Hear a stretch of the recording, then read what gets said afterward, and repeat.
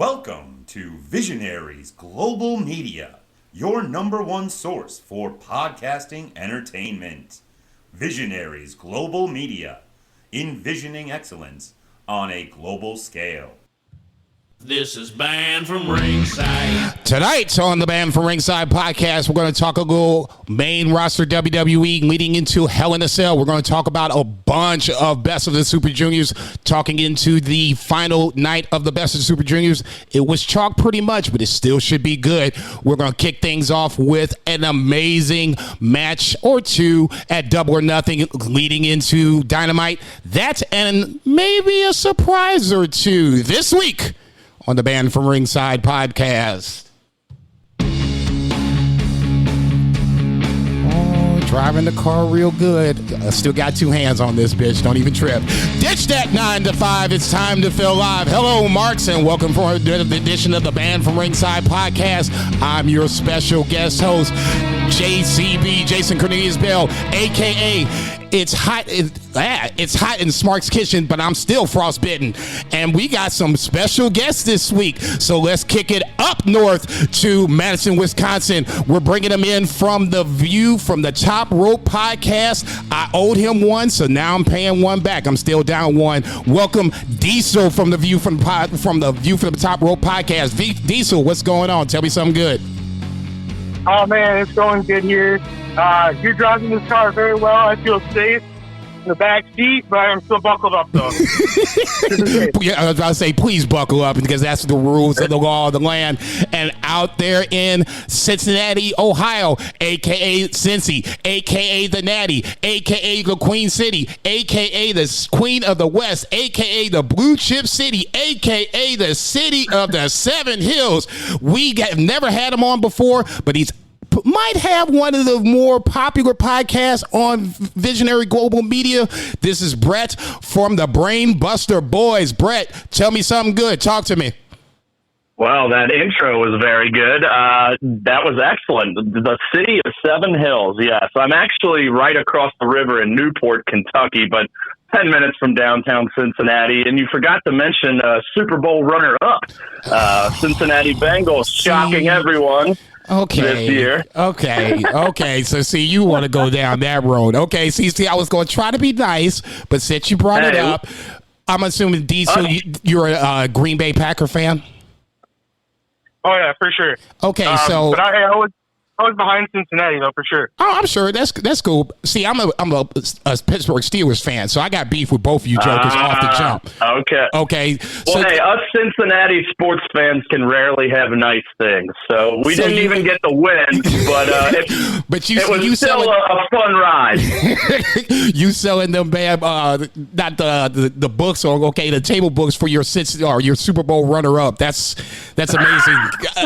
Classic Cincinnati, ladies and gentlemen. We're mad because we can't get a good quarterback and slide into the playoffs. These jokers put books on tables and celebrate the Super Bowl runner-up.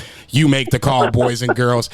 And then on that lovely note, allow us to bow our heads as I read from the latest edition of the Banned from Ringside podcast, volume 259, chapter 3, verse 14 of the Good Smart saith, #boo the heels. It is all good, baby. Listen, share, subscribe, repeat, the holy trinity of BFR. Let's take care of some business first before we talk some good stuff. Obviously, this is a little different because Bill and Two Beer are both gone. Bill is going to fish.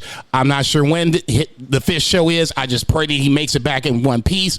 Zach is doing some straight up work. He is doing the dad thing as well. So they have the week off. I said to myself, what are we going to do about 259? What can we do about 259? I don't want to talk an hour by myself, an hour and a half. I mean, damn, the last time I did it, my voice almost gave away. And then all of a sudden, the light bulb came on. Ding! I was like, I got two spots.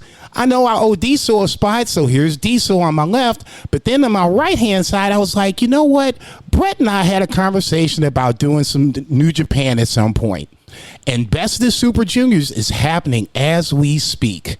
Man, sometimes my powers are so good, it scares me sometimes. So this was what we're going to do.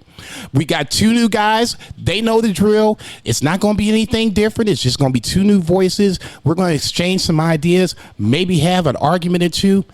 We'll see what happens. But on that lovely note, Let's get to that 3 count. We're going to start with the guest, obviously. Diesel, you got the 1 count. Kick it off. What's the 1 count? Okay, 1 count. We're talking about AEW. Sunday was Double or Nothing in Las Vegas. We did a full review of the show on VFTR 2.0 this week, so I'm not going to get too deep into it. If you want to hear like my full thoughts on it, go and tune into that. But we'll touch on it a little bit. Yeah, for sure. We're going to touch it. So first glaring thing that like is a negative for me is the show was 5 hours long. It's like I can get to like 3 hours and then I start like reaching this point sometimes where it's like, especially with like an AEW show where there's a lot of non-wrestling mixed in, I get to the point where it's like, dude, I want to go to bed. Like I got work in the morning. So, and I'm watching it live. And so like first thing is 5 hour show. Second thing is this Bleacher Report app. It needs to go. They need to do something else. Like they need to stream it on HBO Max or some shit like that. But yeah, those were my most negative things from this show. I mean, otherwise, overall, I thought the show was great. They could have taken a couple matches off the show. Like I thought, for instance, the Kyle O'Reilly Darby Allin match. It was a great match, but like they just threw it on the show on Rampage with like no prior build.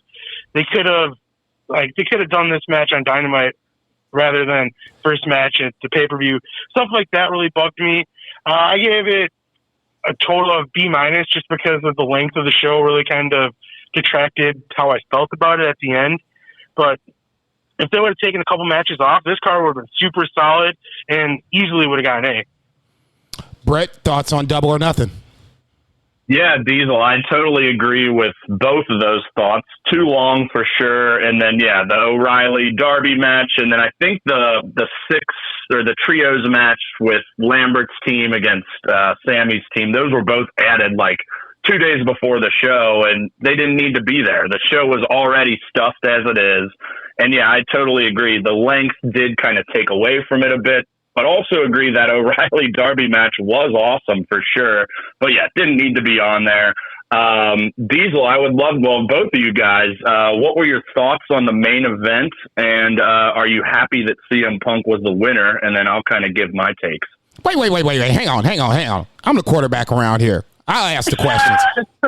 You like that? Like that, Bill? You like that, Bill? There you go. That's my Bill impersonation. Okay. Well, hey, I will just say then, I thought the match was good for sure. The 2 CM Punk botches really kind of took me out of it. I rewatched it again, and then there was another moment where I don't know if it was on CM Punk or on the ref where the 2 count was kind of messed up. Like I couldn't tell if CM Punk was kicking out late or if the ref was like drawing his count out too long. But all of that stuff, like, again, it didn't fully take me out of it. I still really enjoyed it. I wanted to see Hangman win for sure. I'm a Punk guy, but I just wanted to see Hangman keep going, even though I did predict Punk to win. But yeah, and then Punk with another botch on Dynamite. I know we'll get into that, but just stay off the ropes, man. I think that's what he needs to do. But it's an exciting time, and it'll be interesting to see how Punk carries the title. But pour one out for our crazy millennial cowboy, because I was sad to see the reign end. Yeah, for sure. I was going to say I picked Hangman Page. We'll do when Bill comes back. I'll have him go over who won the predictions for the week of Double or Nothing. I picked Page just because I thought that this would be a possible chance for him to flip heel, which obviously he definitely teased on that. And I'm sitting there like, oh, go ahead, do it. Just crack his ass over the head. I wanted him to hit him so bad. I was like, this is going to be the flip of flips, swerve of swerves. I love it. Shout out to Tinder Mahal for having us over on Sunday. Brett, how did you watch Double or Nothing? This was I believe the first ever AEW pay-per-view I watched alone in my bedroom. So I was coming off. I went to a music festival in Louisville that Saturday. Went pretty hard, pretty late, and was just exhausted. So Bo ended up. So he lives in Louisville right now. we usually get together with a couple different friends, but we were all just kind of beat, and he ended up watching it on his own. I ended up watching it on my own, but it was a nice, relaxing but late Sunday night. Any streaming problems at all? Just in the beginning, when I think everyone was having issues, maybe 30 minutes before the show, I know at least on my end and several others on Twitter, like the Bleacher Report app, if you had paid for the event, kept prompting you to purchase the event again, even though you'd already done so. I don't know if you guys had any issues with that, but it wasn't until probably about 10 minutes before the show that it started working again. But yeah, I was freaking out like everyone else on Twitter, but had faith that they would figure it out, and they did. But Diesel, like you said, let's move it to HBO Max, baby. Yeah, true story. For me, I had problems with it. I had problems with the app. Like, into the pay-per-view, I saw the opening match, MJF and Wardwell, and then right at the beginning of the Young Bucks Hardy's match, my stream went out. And then it did the same thing that it was doing, like, at the beginning, where I wanted to prompt you to buy again. And you fucking with me now. Then I had to backtrack because I wasn't going to miss the Hardys versus the Young Bucks. And yeah, so then I was up even later. So it kind of, to go back to the original question about how I felt about the CM Punk winning, everything like that, I felt like I should be more excited about his win because, like, I mean, it's a really cool moment. If you actually, like, sit down and think about, like, the story that led up to this with him leaving in 2014 and then falling out of love with wrestling and then watching him fall back in love with it and then finally winning the title, that's a great story. But I was exhausted, and they were just like, I was just glad the show was over at that point. And so with the show being so long, I kind of felt like we should have been more excited about CM Punk's win than everyone was. Because the main talking point was the show was too damn long. Brett, what do you think? Were you excited about CM Punk winning the title? I side with Diesel again. I wasn't excited as I thought I should be, but again, I'm a big Hangman guy. I cried when he won the world title. So okay, that was going to be my follow-up question. Was the Hangman Page win? Did that feel more significant? Obviously, Brett says yes. Diesel, what do you think? A lot for me. I would say yes, but I would say the run wasn't great. I feel like the run to win the title, the chase was always going to be better than the actual title run. Yeah. So, but yeah, I would say Hangman Page's win was definitely more significant. I had a question posed to me by Michael Wallace Seals. I believe his Twitter handle is at Wallace Seals 17. Give him a follow, friend of the show. He asked me a question directly after the show about CM Punk and how big he is in relation to Roman Reigns. He thinks that CM Punk winning the title makes him a bigger star than Roman Reigns in his current title run. I had to retort, and I said that if we were talking about the entirety of CM Punk, and that's including the Summer of Punk, 434 days, and all that other good stuff, I would have to agree with that. If we're just talking about AEW, in which he was just talking about AEW, I would have to say I disagree because Roman Reigns has basically been running roughshod for the better part of 500 days. So I will pose the same question to you. Brett, you can go first. Who has the bigger reign, or better choice words, who is the bigger star right now? The AEW champion, CM Punk, or the unified world champion in Roman Reigns? This is coming from someone who doesn't watch WWE much. You know, I follow from afar. I'll catch some of the pay-per-views, talk about it with fellow podcasters, but I think it's Reigns without a doubt. Like you said, I mean, he's run the company for well over a year. You know, it's probably the most interesting work he's done. You know, it hasn't gotten a little stale, maybe a little bit. You know, I think the Lesnar match at WrestleMania was a disappointment, but overall, I mean, he's been the guy. He's presented as the guy. He's doing very well. And Punk, I mean, yeah, he's had a heck of a run in AEW thus far. And I think the whole feud with MJF might be the best feud in AEW history.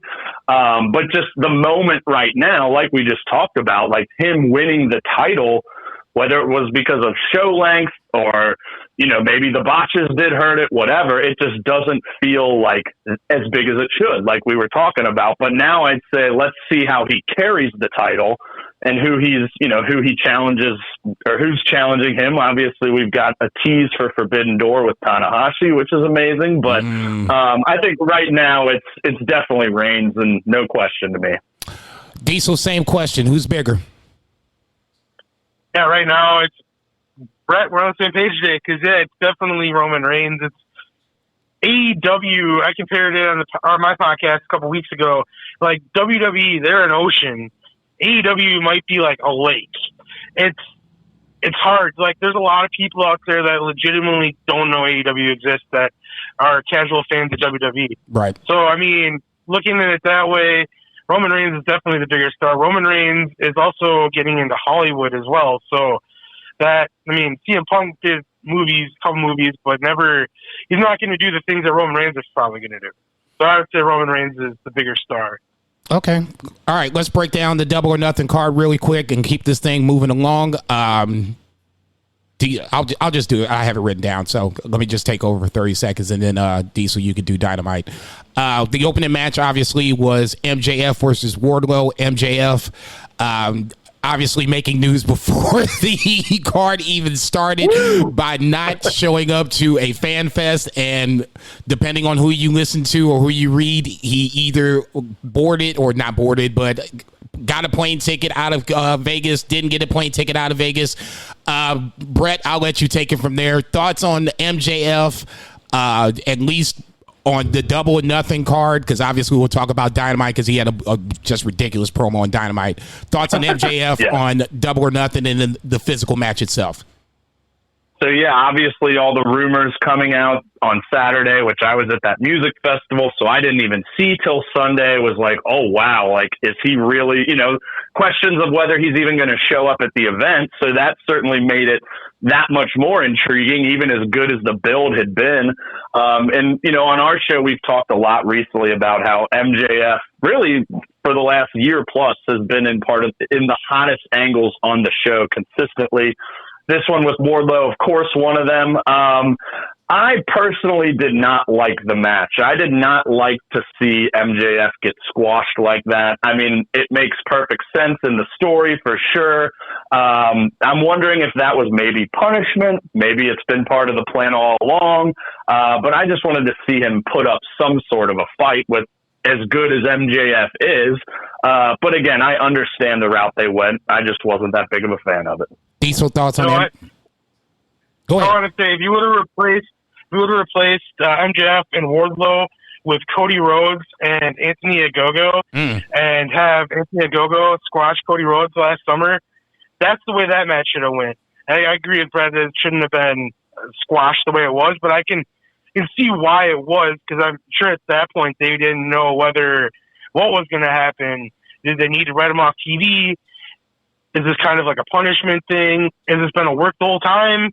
Like, that's the cool thing about this is, like, you don't know whether it's a work or not because it's MJF and he is the best heel in the business and he's always in character. So it's like you want to believe it's a work, but then it feels so real that you don't know. Now I think we do know after Dynamite, but we'll talk about that in a second. I hate to say that, but I agree totally. I guess for me, it was more of a shock to see MJF get squashed. I knew he was going to lose, even though I picked him in the our prediction segment. It was like wow, damn, this is happening. Damn, only 7 minutes and 20 seconds. So that makes it even more impactful. This was a squash, if I do say so myself. Next up was the Bucks versus the Hardys. I think the story coming out of this is what's up with Jeff Hardy. Is he hurt? Is he not right mentally again? He got the pin and went out to the crowd and started doing high fives. Diesel, I'll let you go first. Thoughts on Bucks versus Hardys? Yeah, this match was kind of underwhelming, especially since I had to backtrack to rewatch this match, but I was more excited for it than what they actually put out in the ring. But yeah, I think it was really weird with Jeff Hardy doing that. And then I was wondering if maybe it's a shot at how he left the WWE, or like, I don't know what's going on. It's Jeff Hardy. You can never tell with him. I don't know what to say. Brett, there were people that were saying at this group that were at, I'd like to call it the wrestling think tank. People were saying in the room that Jeff Hardy was hurt in this match. Did you see him get hurt? I didn't see him get hurt, but he certainly wasn't moving quickly, and it seemed like he just wasn't much of an effect on the match. But I think the match went too long, just over 19 minutes. Like, I think it would have been better as kind of a sprint, more high spots. I'm someone who's not excited about the Hardys in 2022, so I thought the Young Bucks should have won. So I was a little bummed about that. I just hope they don't win the World Tag Team titles, and I'll leave it at that. That looks like my tag team title prediction for the Hardys. This is some shit if Jeff Hardy can't get his shit together. Motherfucker. Come on, Jeff. Make me look smart, goddammit. Next up was Jade versus Anna Jay in a rematch for the TBS title. 7:25 was the bell-to-bell time. At first, when I saw this, I was not very stoked about this. And then in classic Tony Khan fashion, he brings out the first of surprises with one Stokely Hathaway and one Athena, formerly known as Ember Moon from the WWE. Diesel, I'll let you go first on this one again. Thoughts on the whole shebang? I'm sure you don't have much to say on the match. Oh yeah, the match wasn't great. They just didn't have good chemistry together. That's all it was. like, I like both the wrestlers. It just, they didn't mesh well together. But after the match stuff, I did enjoy Stokely Hathaway and Athena coming out and making their debuts.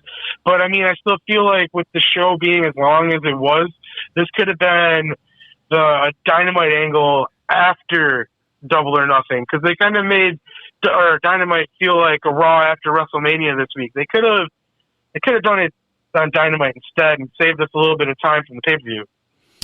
Brett, Mark Sterling caught that work from John Silver and then got escorted out, introducing Stokely Hathaway in. Are you disappointed that they didn't make the connection and we didn't see anything on Dynamite? Do you think something's going to happen in the future? Because basically Stokely Hathaway just took Jade Cargill from Mark Sterling with no kind of repercussions whatsoever. I would definitely like to see one smart Mark Sterling kind of make a play, or maybe he still remains on the team, because I think they referred to Stokely as her publicist. And Mark Sterling is an attorney, so, you could have use for both. But, yeah, it's interesting that they kind of just replaced him with Stokely. But I'm someone, I haven't seen a ton of Stokely Hathaway, definitely not before his WWE tenure as Malcolm Bivens, but always enjoyed what I saw, and I think it's a great fit for that group. So looking forward to it. And, yeah, the match was just okay. We'd already seen it before, and I don't think anyone believed Anna Jay was actually going to win. Quick thoughts on Athena, Brett. Yeah, excited to see her. I mean, the AEW women's division certainly under a lot of criticism from time to time. It was nice to have 3 women's shows or 3 women's matches on the show to get them some more representation, because, it feels like every television show they just get one match. So that was good to see. And yeah, I think it's a gender match too. Yeah, that's true. That's true. Yeah. So kind of 4. But yeah, I think Athena will fit in great. They definitely need more, good women's wrestlers, and she is that. And, I don't think she's going to beat Jade, but I think they could have a pretty compelling match. Diesel, I think at least my problem with the women's division in AEW is not the talent, it's the booking. What do you think is the problem, the biggest problem with the AEW women's division? I agree with you. It's the booking for sure. Like, because they have the talent. Like, they didn't need to add Athena. I think they have a bunch of capable women in their division. I like that they added her because it's somebody that I'm already a fan of, and it makes their division even stronger. But yeah, when you have your champion every week on Dynamite just doing an interview with Tony Schiavone and then getting interrupted by what's her face. I can't even think of her name right now. It's pretty ridiculous. I think that would be one Serena D, but we'll get to that in a second. Next, no, before Serena D, it was Nyla Rose, Nyla and Vicky. Yeah, Nyla. Yeah, no, there you go. That's too funny. Yeah, they're the same exact thing with Serena D. So like that is exactly that's their booking. It's the representative of why the women's division isn't great in AEW. It's right there. Look at your champion. Yeah, she wasn't even on Dynamite either last night. That was a big surprise there. And I mean that seriously. Yeah, I was waiting for it. Everybody else is doing their victory lap. I didn't trip off of it either until it started to get late. And I'm like, what the fuck, man? Where's Thunder Rosa at? She's supposed to do a victory lap. Everybody else has done their victory lap, so that kind of turned me off too. So yeah, I got a huge problem with the booking. House of Black versus Death Triangle up next. It was just over 15 minutes, 15:35. For my overall take for Double or Nothing, and I'll let the boys have their, say next week, it was some good, some bad. This match was probably the combination of the both because you had a lot of great spots, and then you had Brody King just biting it on the apron. I know what you're trying to do, big dog. I know what you're trying to do. Let's stick to the Rolling Thunder into the corner or some shit like that. You don't need to be going over the top rope anytime soon. Brett, I'll let you go first. Thoughts on House of Black versus Death Triangle? Yeah, I think you put it nicely. It had a ton of great spots and exciting spots, but the Brody King thing, at least he recovered okay from it. And it took, I think it took him a little bit to get going in this match, but once they did, yeah, it was definitely exciting. And we finally got the payoff of the Julia Hart thing, so that's good. I mean, that had been lingering for quite a while, including that terrible segment with the Varsity Blondes last month. But that's good. I'm glad she's officially a part of it. I've been saying this on our show a lot. I want to see these 6 men pair up into singles matches, however it may work out. Malachi Black is someone who's so damn good, but we haven't really gotten to see his full potential in AEW yet. So let's throw him out there against Pac, see what they can do. So I'm kind of hoping that this feud spins off into more singles matches because I think this could be some pretty exciting stuff. And they've already done now back-to-back pay-per-views, 2 6-man tags. I know Phoenix wasn't there for a Revolution, but let's switch it up a little bit. I think there could be some good stuff. Diesel, the rumor of trios titles are floating about. I'll make this a 2-part question. You can answer it any way you want. 1, are you pro-con trios titles? 2, thoughts on the match? I'm mixed on trios titles because, I do like the concept of having trios titles, but at the same time, look at New Japan, they're meaningless. Show's champion, but it doesn't feel like he's a champion. You know what I mean? Right. So they weren't meaningless when Chaos was carrying them in 2020, 2021. They made them worth. They made them worth something. But I totally agree. Overall, I totally agree with you. But the run that who was it? Ishii, Goto, and Yoshihashi had was pretty epic. I can't disagree. There's moments where it's not, but it's usually a prop. Even in Ring of Honor when they introduced them, it was mainly just a prop. It doesn't matter. You'd much rather be tag team champion or even the mid-card champion before you were the trios champion. It just feels like it's meaningless. Okay. All right. Now, thoughts on the match. Go ahead. Anthony, you talked about the match. I liked the match.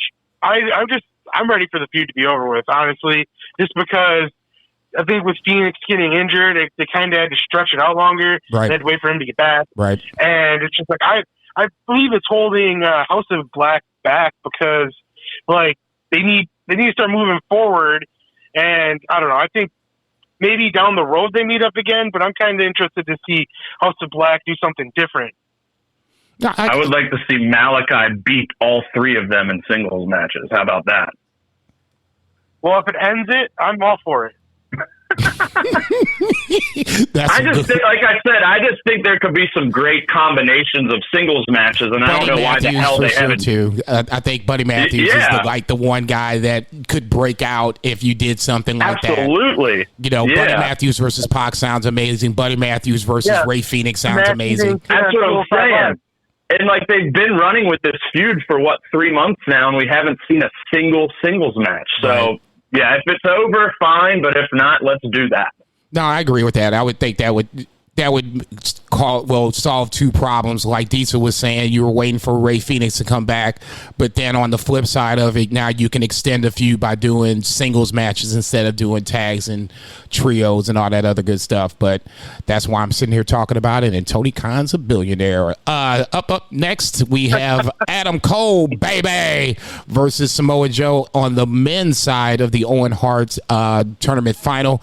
12:30 was the bell-to-bell time. Adam Cole, baby, wins clean-ish, I guess, over Samoa Joe. I was waiting for Jay Lethal and company to come out to cause a distraction. I'll just kick it off to you, Brett. Thoughts on the Adam Cole Samoa Joe match? Yeah, I was pretty excited about this one, and I think it definitely underwhelmed. We did have Bobby Fish come out there for a mild distraction, but I agree. I thought Lethal and company were going to come out, but I think the match was fine. I just think it ended right as it was getting going. Like, I was kind of starting to get into the match, halfway through 8-9 minute mark, and then it ended. It was like, whoa, that's it? You have this whole, tournament, and, the match, it didn't need to be a 30-minute epic, but I don't know, it just kind of felt flat to me. But, I enjoyed parts of it for sure. But, okay match. Diesel, could it have been more? Oh, definitely could have been more. I mean, like, anybody that listens to our show, and Brett knows this too, I'm a huge Adam Cole mark, so I was definitely excited for this match. It was the first time they've ever met one-on-one in squared circle, and just it didn't really live up to the hype that I built up in my mind. And also it really hurt the match that the second you saw Adam Cole walk out in the pink, you knew he was going to win. If they would have put Samoa Joe in pink as well, at least there would have been a little up in the air. You don't know, but the second you saw him in pink and Samoa Joe wasn't in pink, it was obvious because it was almost a publicity stunt.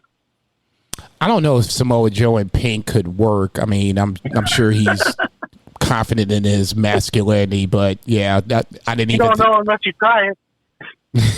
How about black trunks with a pink stripe on it? Okay, that's what I was getting ready to say. It'd have to be something with a stripe on it, so it makes him look leaner and shit. Wrist tape or something. Okay, no, pink wrist tape would have worked. Okay, instead of the usual white. Something. Yeah, okay, that's totally fair. I'll give you that because I was getting ready to say that. I'm sitting there listening. In my head, I'm seeing Joe walk down in his pink trunks with his music on. I'm like, yeah, I'm not scared of you that much more anymore. Next up is on the women's side. I will call it controversial for multiple reasons, just for the match itself. Well, leading up to the match itself, we'll let you guys talk about it. Britt Baker versus Ruby Soho, 13-20 bell to bell. Britt Baker wins and wins the women's side of the Owen Hart Tournament Cup. I know that Bill and Zach both wish that the power couple didn't win the tournament, and unfortunately they are not getting their wish. Diesel, are you on that same boat? Did you not want to see both Britt and Adam Cole, baby, win the tournament? So I am actually in that same boat. I wanted Kyle O'Reilly to beat Samoa Joe, and I wanted it to be Adam Cole versus Kyle O'Reilly, but I didn't want it to be like them break up the Undisputed Elite. I just kind of wanted it to be like a friendly match, and maybe somewhere down the line, like it builds up, like kind of like Ciampa and Gargano when they had their Cruiserweight Classic match. Like somewhere down the line, it finally builds up and they get to feud again. So I wanted it to be Kyle O'Reilly versus Adam Cole. I wanted Kyle O'Reilly to win it all. I felt like he would have been the better choice. He's from Canada. Mm-hmm. Kyle O'Reilly as much star power as Adam Cole does in my book. So that's what I wanted. And then I also really wanted Ruby Soho to win. And for me, that's a weird thing because when she was in WWE as Ruby Riott, I was not a fan of hers. I had a horrible nickname for her that I retired, and I said I'll never say it again. And well, but now Diesel, I'm behind her ever since. Wait a minute, hang on. No, nobody's listening. You can go ahead and tell us. Nobody. We ain't gonna tell nobody, dog. Just go ahead. Just whisper it to it. Go ahead. Those bird nose. But anyways. Nice whisper. Go ahead, Diesel. I'm sorry. What were you gonna say? I've become a fan of Ruby Soho. I really like what they've done with it, like especially the video package right before the match, like how it like showed how she's always there, but she can never win the big one, and it's like they're building her up to be like a super underdog, and when she finally does win the title, it's going to be almost like Hangman Page reaction, because people are going to want her to win so bad because she almost gets it every time. But so, and I actually was a fan of this match as well. Brett, thoughts on the match? Yeah, well, I agree. I thought I liked this match maybe even a little better than the men's match. We've seen Ruby and Britt before. They've got pretty good chemistry. Also definitely wanted Ruby to win. But we had done, on our show, we'd done our picks before Rampage. So Bo and I both picked Chris Statlander to beat Ruby. I did too. And to beat Britt. I did too. Yeah, I just figured with her kind of new character, that would have made a lot more sense. And she's kind of being presented more like a powerhouse, as she should be. But anyway, with the match we got, good match, like we said, I think wrong winner. And me and Bo also were fearful of the power couple winning prior to. So we'll see what happens. Do we do sidebars on this show, or is it just the VFTR thing? No, do a sidebar. Go ahead. Jump in this motherfucker. Take it over. Chris Statlander. I'm really annoyed how they never give her like a really solid feud. Like, she's always involved in other people's feuds. So I was kind of pissed off at the end of the Jade Cargill Anna Jay match, and she came out to support Anna Jay. I want her to face Jade Cargill and maybe totally agree. Jade Cargill to and it's like it really annoys me that she's always a part of someone else's feud. They never focus on her when she's one of the best talents that they've got. Or the one feud they did give her was that terrible one with legit Layla Hirsch that didn't make any sense whatsoever. But yeah, couldn't agree more. She's so good. Feature her. Okay. Now I was going to throw out the option of, I was kind of waiting for her to flip heel when she came out at a couple of different points in the last, between Double or Nothing and Dynamite. I was, she came out, I'm looking at Statlander like, you gonna punch this bitch, ain't you? You gonna punch her, ain't you? She never did. I'm like, oh man, come on, man, punch this girl, man. Shit. I was having similar thoughts as well. So I'm wondering if maybe they are kind of slowly burning that and setting it up, because I'd like to see her as a heel just dominating people. I'd be in. Oh, sorry, go ahead. No, I'm just saying, I agree. I'd be in for that. See, I like you guys. See, Bill, Zach, your shit might be in trouble. We might be doing rotating guests around this motherfucker. Next up is America's Top Team versus Scorpio Sky. Tay Conte and Frankie Kazarian. This is a feud that obviously you can tell I can give very little shits about. Plus, my writing was a little janky right there, so that's on me too. This was go home heat from the word go, from a lack of a better term. America Top Team wins. So Scorpio, I'm sorry. What's not Scorpio Sky? The other guy. Kazarian can't challenge for the title. Sammy Guevara is the guy I'm trying to think of. He can't challenge for the title, for the TNT title. So hopefully in this scenario, this kind of breaks up. For me, the whole question was Paige Van Zandt, because a lot of people are either really on board or off board Paige Van Zandt. Brett, I'll let you kick it off first. Thoughts on the match, thoughts on Paige Van Zandt. Couldn't agree more. Go home. Didn't really care much about it. Didn't need to be on the show. Why are they still, like, Sammy had turned heel and now he's kind of supposedly on the babyface side in this match. Didn't make any sense. Yeah, I don't really have much to say about the match. I'm glad it's over. I'm glad Kazarian and Sammy can't challenge anymore. And I thought Paige Van Sant looked okay for her first time out there. I thought she was doing the whole like putting her arms up too much, like look at me, I'm tough. Right. But other than that, I thought her work was pretty good. And let's just get all these people as far apart from each other as possible. Diesel. Yeah. This match should have been a Rampage main event. Like, I know you had the big debut of Paige Van Zandt, and I'm all for Paige Van Zandt. I'm a big fan that they brought her in. She's a little green, but like, I don't have a problem with that. Like, I like when they bring in like legit like MMA fighters. At least they have some background and they feel legit right when they walk in the door. So I'm cool with that. But this match made no sense at all. Like Brett said, like, why was Kazarian on Ty Conti and Sammy Guevara's team when they're like basically acting heels and he's supposed to be a face and they're getting into it during the match and it didn't work at all. I am a fan that Sammy Guevara can't challenge for the title again because I don't want to see him as TNT champion. And I am actually a fan of the new belt as well.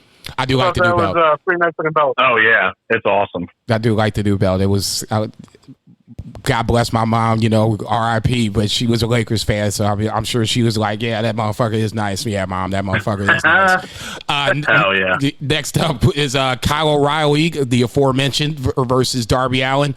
9 minutes and 50 seconds. I agree with you guys. You kind of said it a little bit beforehand. We can keep it short if you want. This was a really good match just for, you know, the lack of the build. You know, it got physical fairly quickly for 9 minutes, 50 seconds. Kyle O'Reilly goes over with the flying knee off the top, which looked like it hit in the ribs kind of stiff. Neither here nor there. I'm not sure where this is going, if it's going anywhere. I would like to think if it's on the Double or Nothing card and it just started from nowhere, this might be something we have going forward. I kind of want to see Darby Allin doing more singles anyway. Diesel, thoughts on the match? Yeah, the match was awesome. It just, like, I wish there was a build. And I thought the reasoning to do it on a pay-per-view was because O'Reilly took out Sting was just kind of silly. Like, I don't know. Yeah. This match should have happened on, like, Dynamite or, like, at least do something to set up a match. There was nothing to set up a match. It was just Darby Allin challenging Kyle O'Reilly and Tony Khan booked it. It just, I don't know. I don't know, but also it was almost like a totem pole match. If you look at it too, and looks like Kyle O'Reilly is higher on that totem pole than Darby Allin and like Tony Khan's eyes, and Darby Allin's a pillar. Think about that. Mm-hmm. Okay, wow. Zach's head was exploding somewhere in Portland, Oregon. Brett, okay, I'll just ask the question flat out. Who do you think Tony Khan sees as the bigger star? Darby Allin? I think Darby or Kyle O'Reilly. I think Darby Allin still. I'm very, very happy to see O'Reilly win this match because I think that definitely means something. But I think Darby still in the eyes of Tony Khan is probably a little higher, but maybe not. But yeah, loved the match. It felt like a Best of Super Juniors match. Very quick, good pace. You know, they had great chemistry together. JCB said it got physical early. Darby was bleeding from the mouth. Yeah, great match with no build, but I was still happy to see it. Right. But yeah, I just want to say this. Kyle O'Reilly is a Young Bucks guy who the Young Bucks guys are Tony Khan or whatever. You know what you say. Darby Allin's a Cody guy. I feel like there's some kind of division, and that's kind of why this MJF stuff happened too, because he's also a Cody guy. I feel like Kyle O'Reilly in Tony Khan's eyes is higher on the totem pole because who he's affiliated with compared to Darby Allin being affiliated with Cody in a weird psychological way. That's a very, very interesting take there. I was getting ready to say that. I had never even thought of that shit until right now. Me neither. You watch a lot of wrestling, and hit these little weed things, and you'll think like me all the time. That's a conspiracy theory for your ass. God damn. I'm going to be thinking about that for the next 2 days. Next up is Thunder Rosa versus Serena Deeb. 16:55. Thunder Rosa retains. I'll just say it personally. The bill was horrible. The match kind of helped that out at the end of the day. I just really... Britt Baker was one thing, and she's over. She's okay. We got Britt Baker taken care of, but now we need to do something with Thunder Rosa. Nyla Rose has been a disappointment, and now you've had at least the Serena Deeb build coming away from Nyla Rose as a disappointment. I thought the match was really good. Brett, thoughts on Thunder Rosa versus Serena Deeb? Totally agree with you. Build was literally nothing. The whole thing was kind of built on Dustin Rhodes being Thunder Rosa's mentor, which did we even know that? And my buddy did tell me that Dustin came out when Thunder Rosa won the belt. But beyond that, that's what this feud was built upon, that, something the audience largely has no idea about. So, but yeah, the match was great. I knew it would be great. Two awesome workers. They gave them time, about 17 minutes. I thought it was a very good match, but totally agree. Let's build Thunder Rosa more. I've started freelance writing for the Sportster, and I just wrote an article last week about the AEW having trouble booking their babyface champions, Thunder Rosa and Hangman Page. Obviously, he's gone now, but JCB, you hit the nail on the head. Let's build Thunder Rosa. Let's get her on TV and not just in interview segments that get interrupted. Let's have her have some matches. Let's get her a fresh opponent. I don't know who that may be right now, but let's do better booking our champion. Diesel, if you had the pencil, who's Thunder Rosa's next opponent? Thunder Rosa's next opponent, that's a tough one because they haven't really set anybody up. And it was the same way with Serena Deeb. They just claimed that she was the number one contender. And, they never really explain how they get their rankings either, so it's really whoever they want it to be. So, you have the pencil. You have the pencil. Don't go with their storyline. You're in charge, and you have the choice of Thunder Rosa's next opponent. Who's Thunder Rosa's next opponent? I would probably go with... it's too early to go with Ruby Soho. Too early to go with Britt Baker again. How about Chris Statlander? That works. There you go. Thanks, Brett. That's what I was thinking this whole time. That's great. Just 2 minutes ago, it's been Chris Statlander, and then I'll put you on the spot. You don't say Chris Statlander. This is so fucking amazing. I'm glad I didn't do that shit. Next up is Jericho Appreciation Society versus, I'll just call them the Blackpool Combat Club. It's Moxley and Danielson, Santana Ortiz, and Eddie Kingston. I'll say it. I had very little hopes about this match, and then all of a sudden I look up and I see Matt Renard having a chunk of his head out of his head, or a chunk of flesh out of his head. I'm like, what the fuck is going on? This match. Yeah, that happened pretty quick. Yeah. I'm like, dude, he's got a chunk out of his head missing. What the fuck is going on? This match, I was very critical about Stadium Stampede. I said it for the Beefers, it was one of the worst matches of the year. It was my worst match of the year. Bill and Zach, God love them. They love that shit. This motherfucker was complete opposite of Stadium Stampede. It was color everywhere. At one point, I'm like, damn, who isn't bleeding? Okay, that's the question. Who's not bleeding? Show of hands, who's not bleeding? Jericho at that point wasn't bleeding. Eddie Kingston trying to put Jericho on fire. Then you had Danielson and Eddie Kingston going at it. You had Danielson tapping out. I'm like, who had that on their bingo 2022 wrestling bingo card? Danielson taps out. I'm like, what the fuck is going on? 22:45 running time, bell to bell. Diesel, thoughts?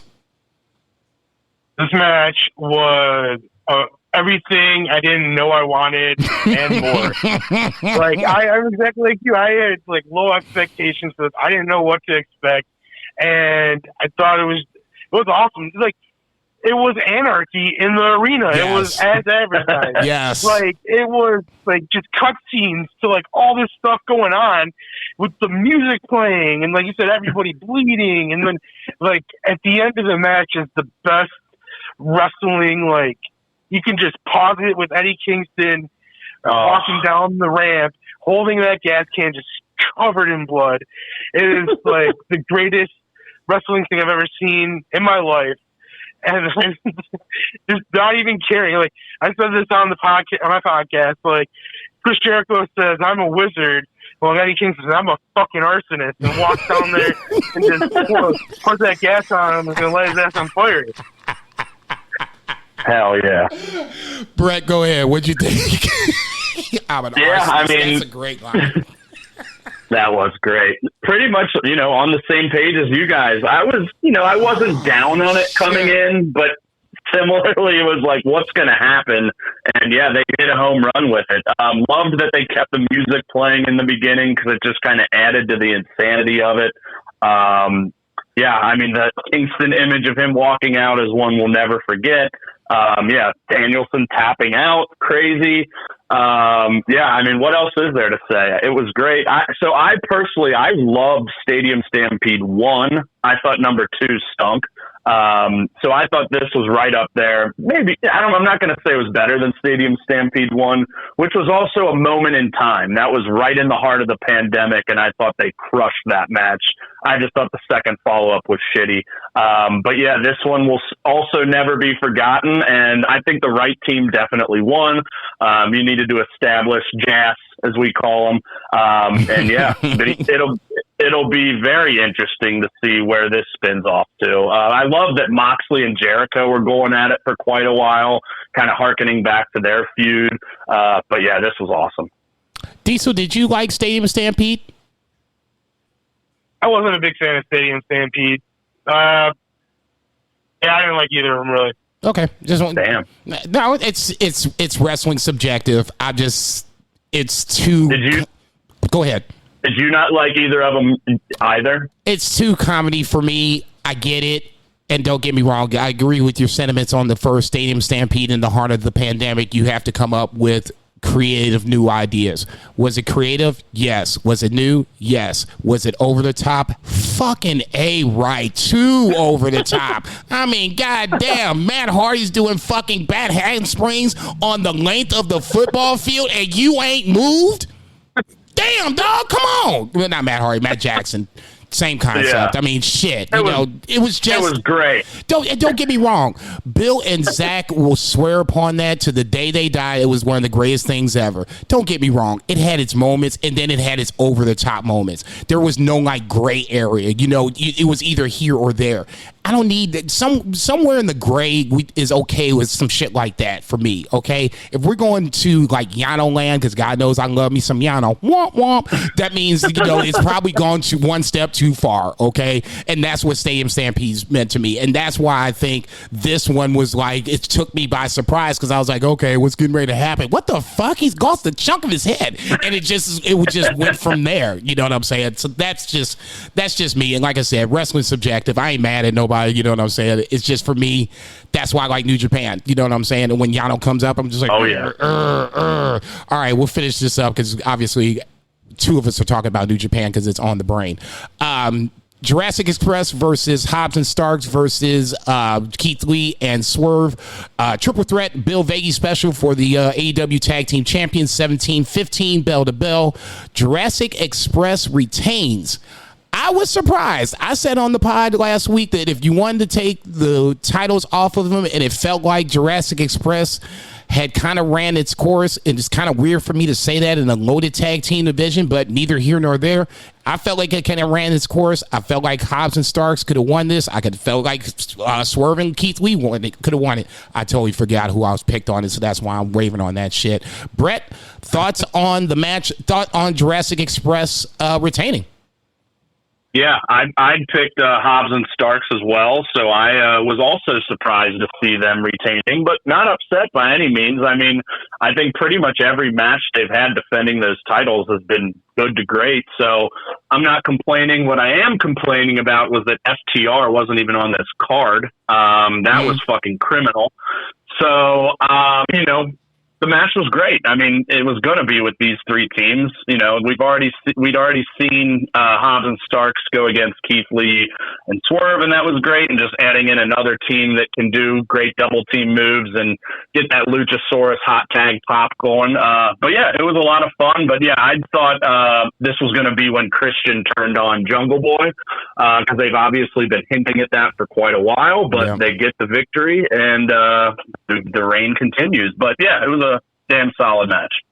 Diesel? I liked the match. It was a lot of fun, but I also kind of felt like it was a rehash of what they did at Full Gear. With it was almost a cop out doing forgot about that. 6-man tag, triple threat tag. I don't know. I did pick the Jungle Express or whatever. Yeah, Jungle Express to win. Them They dudes. need to do something with their name, for real. That goes back to a running joke for when we visited Milwaukee last year. None of us could get it right, and it was geeking us out pretty good. That's great.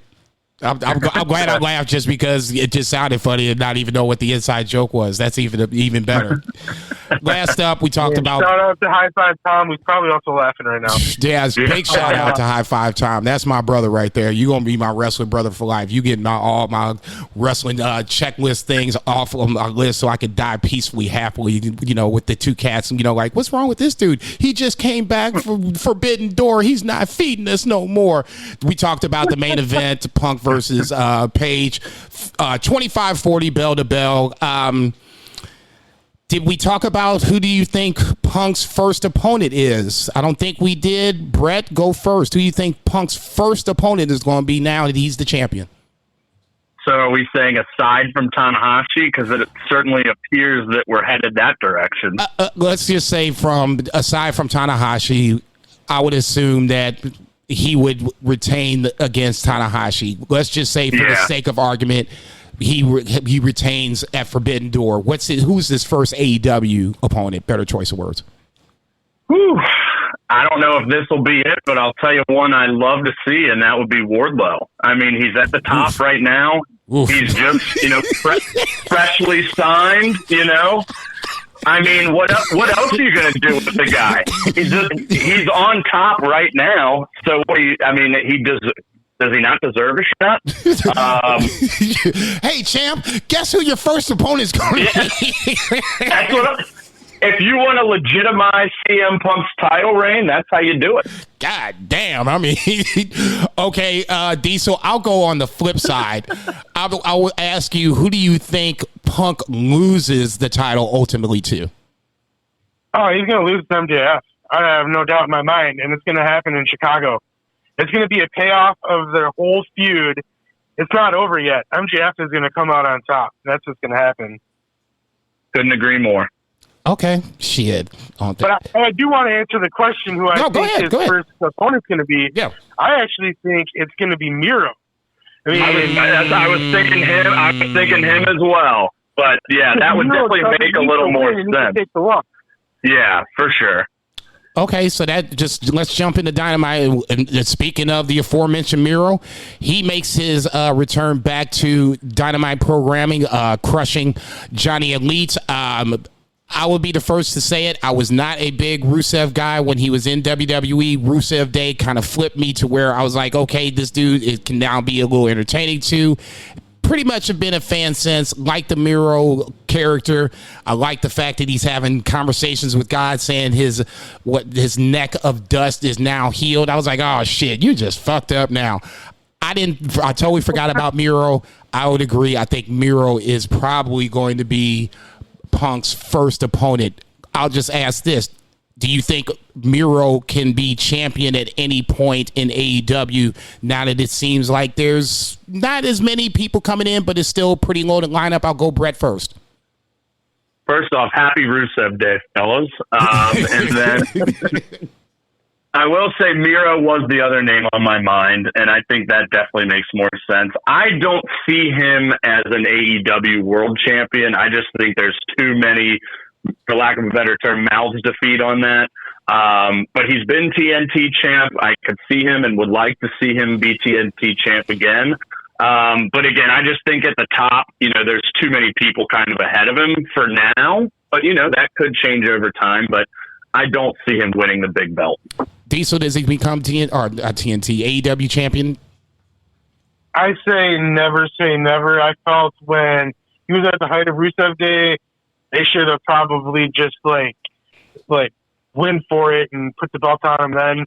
I think sometimes circumstances change, and if you have a great character and you're in the right story, sometimes Jinder Mahal won the championship, for God's sake. Oof. You never say never. I think maybe one day it's possible. I don't know if it'll happen, but it's possible. God damn, Jinder Mahal. Lord, gotta love WWE. Let's talk about MJF really quick. MJF comes out and basically roasts Tony Khan in a fire promo where they cut his mic off at the end. For a long, long time, I was trying to debate on whether or not this was a work or a shoot. I honestly think this is a work now. I don't think you have MJF come out on national TV and rip Tony Khan a new one without Tony Khan giving his blessing to do so. Diesel, work or shoot? I think they shot themselves into a work and are walking a thin line and could easily work themselves back into a shoot. But for the promo itself, it was fantastic. Yeah, it's on my short list of promo of the year so far. Oh, it was incredible. MJF is the best promo guy in the business. MJF right now might be overall as a wrestler, except for promo. I mean, in ring isn't great, but the way he works his character in ring, I think he's definitely top 3.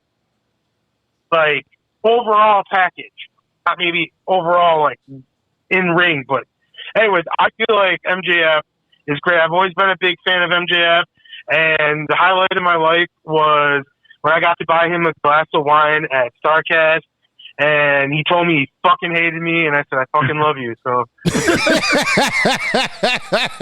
everybody's got an MJF story. That's funny. Brett, work or shoot? Yeah, I think it was a shoot initially. Like Diesel said, that became a work. It's going to be very interesting to see how this goes. But, yeah, I don't think, the one thing they did, so I did see, right before we hopped on this call, that AEW did remove him from their roster page and removed all his merchandise from AEWshop.com. So that's another interesting tidbit, but obviously could all be part of the work. But I also wouldn't be surprised if we didn't see him for a little while. I mean, what do you do? How do you come back from that? I feel like it's going to take, he just needs a little time to be away, I think, just to kind of, one, maybe get himself kind of straight and figuring out, hey, maybe I need to stop fucking this up, or I don't know, maybe it'll work. Maybe he will pay him, and he should pay him whatever he wants, because Diesel, I agree, he's one of the best wrestlers in the world. I think he is, I think he's better in ring than he gets credit for.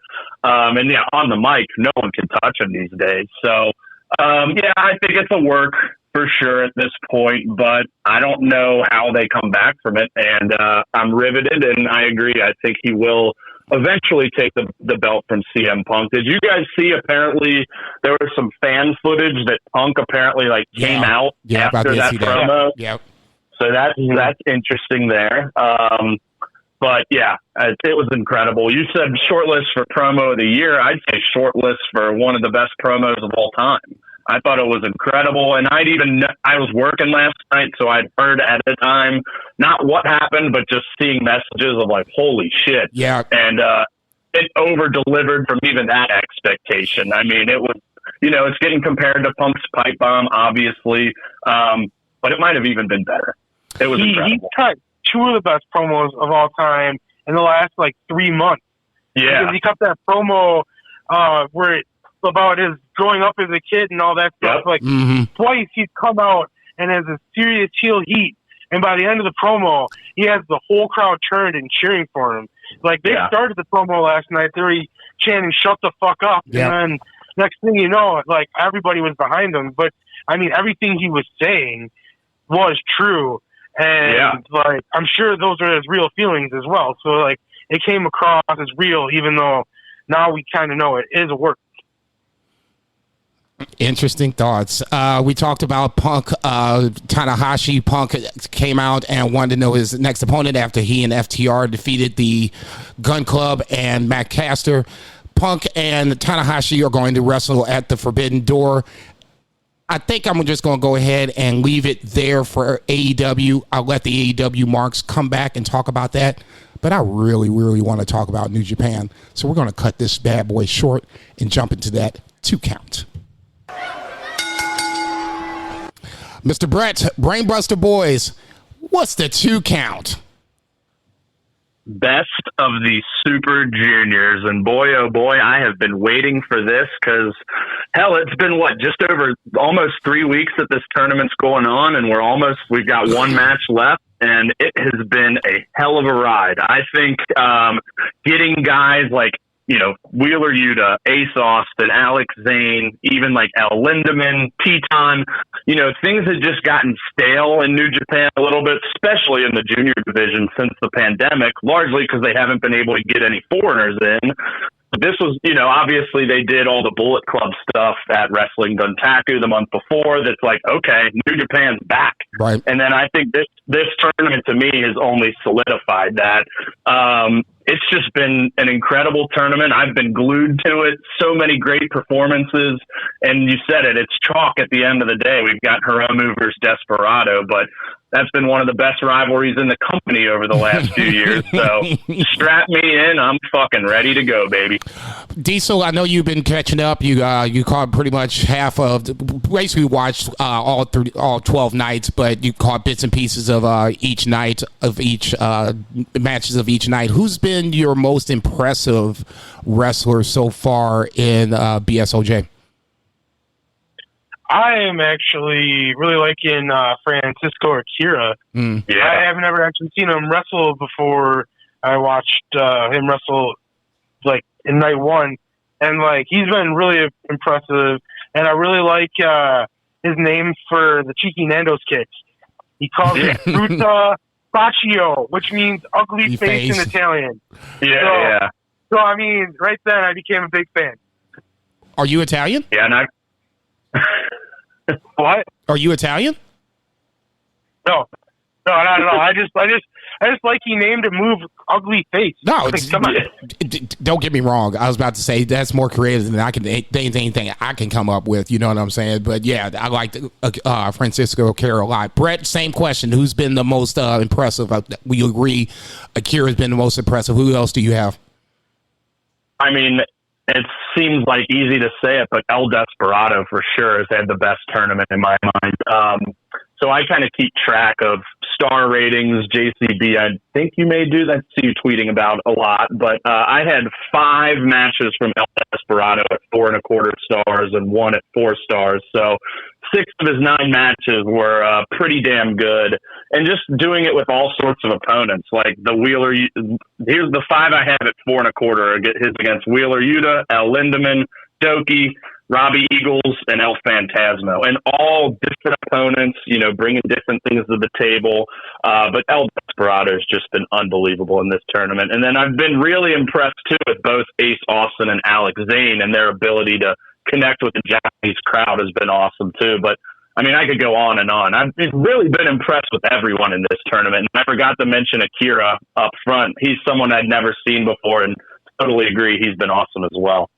Somebody that caught my, to kind of piggyback on your Desperado comment, I do agree with that. I don't put up like a star rating, but basically just break down the match, and then usually here's where we talk about stars and grades and all that other good stuff. But me and you need to pull a podcast aside and physically do that, but that's another story for another time. I agree with the Desperado story is different in the sense that he wrestled ELP on the final night and finished ELP with his own move. He wrestled Robbie Eagles. You know, Robbie Eagles lost the title to Desperado, so Robbie Eagles wins that match, but it was still a barn burner. Doki was somebody he talked about before the tournament even started. You know, Doki's hit his ceiling, blah, blah, blah, blah, blah. That turned out to be a barn burner. It's now, I get that Hiromu is the poster boy for the junior division, but for me, it's really three guys. It's a three-headed monster. It's Hiromu, it's Desperado, and it's Ishimori in no particular order. It's who you kind of like in that three-headed monster, and I get it. You know, Hiromu, like I said, he's the poster boy of it, but Desperado in the last, let's just say, year and a half has really started to make himself known, and I think this is part of the reason why I like this final, because even though it's chalk, Hiromu's trying to, you know, set history. Desperado is the guy that's usually in the way, so I don't have a problem with that. Even though ELP was my pick, ELP was there at the end, so I don't necessarily have a problem with that, especially with not really knowing what the fuck was going to happen. He was there at the end, so I don't have a problem with that. Diesel, what was some of your favorite matches of the tournament? Oh, man, both of the Takahashi and Ishimori match and the Desperado and Phantasmo match were both great. I have them both at like 4.5 stars. I agree with Brett. A bunch of my matches I've been putting star rankings on too. For Desperado, I don't have one that's under 3.5, and a lot of them are 4 or above. So, I really enjoyed the Wheeler Yuta Desperado match on night 5. Alex Zane, Ishimori on night 5 was also a great match. Like, night 5 was had a bunch of great matches because you also had Ace Austin versus Takahashi. Like, I wish that I would have started this tournament sooner, because I like New Japan a lot. I just, with my busy schedule with being a new father and work and everything like that, it just don't find time to watch it. But I have enjoyed everything I've seen from this tournament, and I'm very excited. But I have a random question for you guys, because we're talking New Japan. Sidebar. How do you guys feel about Bushi? Overall? I'll go first. I'm an LIJ guy. I love all things LIJ. Bushi to me is like the ultimate spoiler when it comes to this tournament. He'll rattle off 3 losses in a row, but then run off 5 in a row and beat somebody, taking points away from, whoever could be ultimately winning. He beat Desperado. Thank you. Okay, so more so to my point. Outside of the best of Super Juniors, it feels like when I see him, if it's a 6-man tag, I'm like, okay, Bushi might be getting pinned here. Yeah, totally agree. Yeah, I mean, also a big LIJ guy. And yeah, Bushi, he's a guy like JCB said, he's not going to be at the top of the heap, but he can upset people. And he does that pretty much every year in the tournament. And yeah, he's someone I never really get super duper excited for, but he's damn solid and has one of the best suicide dives in the business. The reason I ask is the greatest thing Bushi ever did was he came from the crowd and attacked Kenny Omega, and then he ripped off his mask to reveal himself as Chris Jericho. And that's how I feel about Bushi. Wasn't that Pentagon, though? No, that was an all-in. Chris Jericho did it twice. It was. What was the other one? Oh, when he did it in New Japan. That's right. Yeah. That's right. Yeah. Okay, I gotcha. Okay, that was twice. Damn, that's crazy. See? Yeah. I'd forgotten about that one. Hang on. For Michael Wallace Seals, this is for you. Let me make sure I get my pipes cleared up correctly. You ain't shit. Stop disrespecting Bushi like that, man. No, I agree, man. All bullshit aside, I can see why people don't like Bushi. I do. I just, like I said, I love all things LIJ, so I will be extremely biased on this. I want to jump back to Wheeler Yuta for a second, because I heard both of you guys say Wheeler Yuta is somebody that you were impressed with throughout the tournament. Me and Bill were saying last week that it was kind of like, it's now I've gotten to the point, I've seen all 12 nights, that I was waiting for him to pull out something new from his arsenal. You've been here long enough. You feel like you're like one of those guys that can take a little bit of everything and make it his own. The seatbelt clutch for his pinning maneuver finisher, I love that shit. But I was waiting for him to break out something else, and he did something that like either the last night or the final night. There was something new.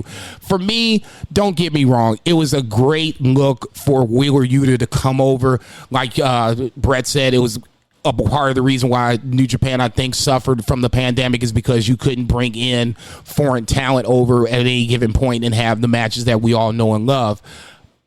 I thought his best of the Super Juniors, if I have to go and play the grade, I would say 3.5 stars is for me the overall look. It was good. It wasn't great. I was looking for him to develop more as the tournament went along.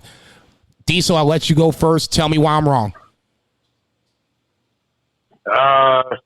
Just because you're you, that's why. you just glowed in Bill's eyes right there. No, I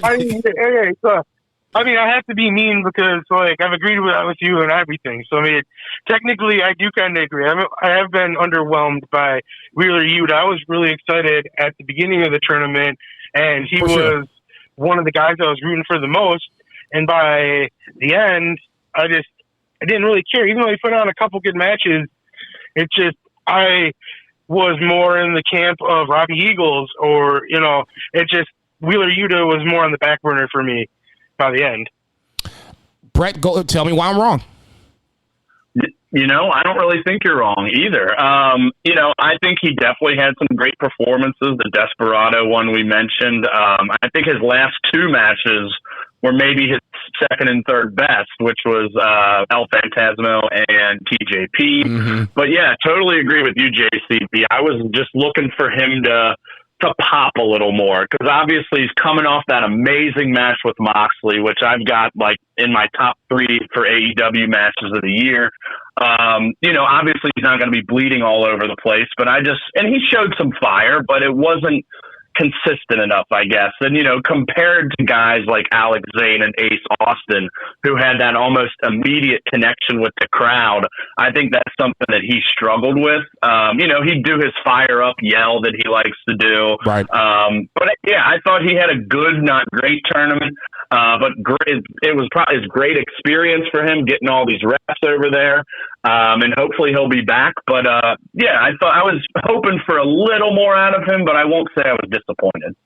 I will agree with what you said about Alex Zane and Ace Austin. I thought those were the two guys for me of all the guys, foreigners that came in. They connected with the crowd the most. And I found myself kind of getting into their matches a little more. I've seen them both in bits and pieces. Alex Zane was in New Japan Strong. I've seen him in bits and pieces in GCW. And then obviously Ace Austin is the Impact X Division champion. I was kind of curious on how they were going to book the champions. Ace Austin obviously was booked very strongly. I believe Wheeler Yuta won 4 matches. Yeah, 4 matches. So not bad for his first time around. El Lindemann is somebody. Go ahead, Brett. I'm sorry. I was going to say Yuta and Ace both finished with 10 points. Okay. So Wheeler did end up getting that 5th win. Okay. So I said to Bill, because he asked me how many I thought. I was like 4, maybe 5. I thought 5 was like, that would be really strong, because that's basically 5 wins, 4 losses, 10 points. That would have been, up in the upper echelon where you're threatening to take the block itself. El Lindemann is somebody that I thought was somebody that I had no idea who he was until he came up on the Wrestling Dontaku tour, and then actually in the Best of the Super Juniors. Thoughts on El Lindemann? We'll start with Diesel first. I like El Lindemann. He reminds me a lot of Murder Grandpa Suzuki. Like, I look at him and I'm like, he just looks like a younger version of him, and he's like 40 years old, but I mean, that's still younger than Suzuki. So, yeah, I was a big fan, and like, I was skeptical at first too. I haven't seen much. I think I've seen a little bit of his stuff in the past, but like he made me a believer by the end. Brett, what did you think about El Lindemann? I thought El Lindemann was spectacular. And Diesel, did you say he's 40? Because I believe he is only 27. Well, maybe I did my math wrong. You see what it happened was. He's 27, but it's okay. He is tiny. I had also seen him in, the Strong Heart 6-man tags that they were doing, in previous tours. And I'm like, this guy's got some spunk. He's got some fire, but he's so small. I think he's 5'3", but man, he makes it work. That guy's wiry. He's getting excited. He was getting fired up with the crowd. Didn't he end up, he beat Desperado, right? Like that match was awesome. He had some great performances, and just another guy that, I personally haven't seen really much of at all, that I came out of this tournament being like, wow, this guy's a stud. He did beat Desperado on night 7. It was the main event. Desperado had the most main events for those who like keeping up with stuff like that. Robbie Eagles is somebody else I want to give flowers to. I forget how good he is, and then all of a sudden he comes out and have barn burner matches with ELP. I thought that was arguably the match of the tournament. I don't even think it's arguable. Okay, because I thought it was a well told story to come up, and then the physical match itself was just like, Jesus Christ, come on, you guys! I thought it was out of control. I thought it was amazing. Yeah, that was another one. Like going into it, I'd heard. I don't know if you guys check CageMatch.com at all, but I check it quite frequently, and had seen it had a pretty high rating. I'm like, oh shit, okay, and it. Again, over-delivered for me. Those two obviously had their backstory with Bullet Club and everything. I totally forgot about that. They fucking went at it. Like, El Phantasmo had some incredible leaps, and then he had that one outside where he missed, and then Robbie came immediately and charged him with the double running knees up against the barricade, and then we were off and running. That was For me, definitely the best match of the tournament. I had it at 4 3/4 stars. Diesel, like you said. I'm sorry. Go ahead, Brett. I was just going to say, like you said about Robbie Eagles in general. Yeah, we forget how good that guy is, but yeah, he also had a hell of a tournament, and was kind of right there in it till the last day. No, he had control of the tournament and lost to Teton, and that's why I love New Japan. It's always good for a swerve. Diesel, what you think was the? Was that though? Seriously. Say that again. How heartbreaking was that? Ooh, the look on look on his face. I was just like, ugh, dude, you're killing me right now. Don't turn the camera away. I don't even want to look at this dude right now. He's killing me right now. It was hard to watch. And that's why this tournament. Promo in night 11 where you talked about the fate was in his hands. Right. Like he had to win. Right. And he looked super confident in this match too. And then the way he lost, the look on his face, like my heart broke for the dude. Yeah, it was like, motherfucker, I just got rolled up. I can't believe this shit. I know that if you wanted to flip Robbie Eagles heel, it'd have been the time to do it. Not saying that I want Robbie Eagles heel, but that's the psychology behind it where, now it's just like, you know what? Fuck this shit. I'm about to beat your ass. And that's where you could have done that if you really wanted to. I guess let's just jump to the final night. Like we said, you got Desperado, you got Hiromu, Block A winner, Block B winner, not in that particular order. I will start with Diesel first. Who do you have winning the tournament? Correct me if I'm wrong, but this was the 2019 final? I believe so, yes. Oh, was it 2020? 2020? Yes. It was 2020. 2019 was that incredible Shingo versus Ospreay match.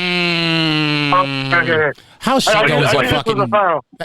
Which is one of the best matches of all time. And how Shingo is a junior heavyweight still boggles my mind. I'm like, dude, where's this scale that you jokers put Shingo on first? Okay, we got to check this motherfucker out. Diesel, I'm sorry. Go ahead. So I feel with it already have been a final in the past that it might be Desperado, and like somewhere down the road they're gonna do it again. I feel like if this were the first meeting in the finals, Takahashi would get his three-peat, but I'm definitely going Takahashi. After everything I just said, I'm going Takahashi. That's such a Bill move. Brett, go ahead. Who you got winning the final? Well, this would be 4, right? If he won it, he won in 2018, 20, and 21. It would be 3 straight and then 4 overall. Neither one has ever been done. Yep. Yeah, 3 straight, yeah. Before I dig in, I want to bring up a couple scenarios that I was intrigued by. One of my buddies mentioned Ishimori winning and then picking Kushida as his opponent. I thought that would have been awesome. Obviously, we don't know where Kushida stands yet, but seems likely that he'll be back in New Japan. Come so I just back thought to that was Jamaica. I thought that was a very cool idea. Yeah. As the tournament was drawing near, as much as I absolutely love El Desperado, I was kind of hoping for ELP versus Hiromu and ELP to win. JCB, I think you said you picked him. Yeah, I did. And again, he was amazing. I love what he did. What was it with Doki, where he kind of faked? Or who was it that he faked? It was El Lindemann, where he faked it was the Doki. He got faked out by, Doki, and then faked him out. And then the next match, he faked out El Lindemann. I'm like, dude, are you guys not watching tape? What the fuck? Come on. That was awesome, but I feel like he's got such a connection with the crowd. I don't know if you've ever listened to the podcast called the Super J Cast, but they're awesome. And those guys, one of them has been talking about the potential for El Phantasmo as a babyface, which I thought was interesting. And that's kind of how Kenny was. He was kind of the badass junior in Bullet Club, and then was eventually elevated to heavyweight and took over. So, it's possible. But back to your question, I think El Desperado wins, even though he did. So he already beat Hiromu at Wrestle Kingdom this year. I mean, that was a big win for him. But yeah, I mean, it's been his division for the last 2 years. So I think you got to crown him with this. And but it should be a fucking hell of a match. I had the 2020 final at 5 stars. That's when Desperado's mask was basically ripped off. And he just tore it off himself. And man, that one got the blood flowing. That was a moment where I wish we could have crowd noise, because there was an audible gasp when he took that mask off. What? I'm sitting in my house like, what the fuck just happened? Oh, it was crazy. Yeah, it was crazy. For those who don't know, Lucha Libre or just the Mexican mask in general, having the mask taken off is the ultimate disgrace. Okay. Yeah. The fact that he being Desperado was getting the mask ripped off and then took it off himself was just like the last thing in the world you could possibly think of as a wrestling fan, at least for this wrestling fan himself. To answer my own question, I like Desperado here. Hiromu does not need it. He is over like Rover. Desperado is there. I think this really cements it. Like you said, Brett, the Wrestle Kingdom win is a start. This really sets up to where now, I don't care if you don't like Ishimori or not, or you don't think he's the third head. It can still be a 2-headed monster with these 2 heads as the forefront and Ishimori, the high head at the top. It doesn't matter. It's all the same. They're all basically interchangeable because they're all that great. But I like Desperado here. Last question on New Japan, and then we'll move over to predictions. Dominion is coming up. Obviously, we have the main event as Okada versus Jay White. Jay White makes his triumphant return back to New Japan, crushes Okada. Bullet Club has a great night, blah, blah, blah. We already talked about that on this podcast before. Let's start with Brett. Thoughts on Okada versus Jay White, and who do you think wins the Dominion match? I fucking love it, because I think their feud has been just so good from the beginning. When Jay was able to get Gato to turn against Okada and join him at Bullet Club, the clean win in 15 minutes at Wrestle Kingdom by Jay, I'm still shocked about that today. Okada wasn't the champion at that point, correct? He was not, no. But then, 4 months later, then Okada beat Jay, even though Jay single-handedly main evented or sold out Madison Square Garden.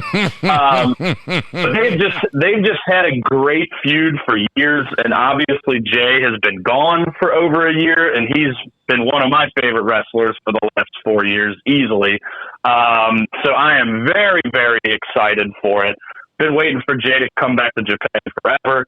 And what a way to come back. But I do think Okada probably wins, as much as I would love to see Jay win. It just feels like Okada's kind of in the midst of one of his epic title runs, and he's frankly my wrestler of the year thus far. He's been back to 2017-18 Okada levels, and yeah, I think the Rainmaker wins, but I am very excited and would love to see Jay take it. Diesel, who you got?